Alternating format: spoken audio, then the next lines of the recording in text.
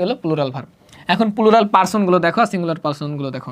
We মানে আমরা, দে মানে তারা, ইউ মানে আপনারা, হু মানে যারা, আর দে মানে তারা, ইউ মানে তোমরা।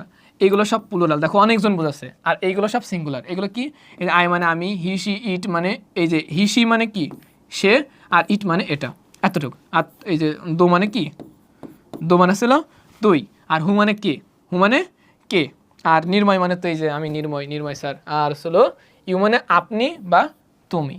আর এই যে এদের এই ইউ আবার তুইও হয়, ইউ আবার তুইও হয়, কিন্তু আমরা যদি এরকম, এটা ছিল কবিদের ভাষা, কবিতার মানে কবিতার ভাষা এবং কবিতায় বেশি এটা ইউজ হয়, ঠিক আছে। এই তো এবার খেয়াল করি প্রেজেন্ট ভার্ব এবং পাস্ট ভার্বগুলো।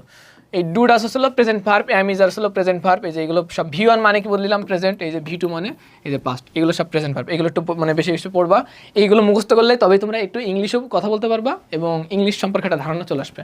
এখন খেয়াল করো, তাহলে এই ছিল প্রেজেন্ট, এটা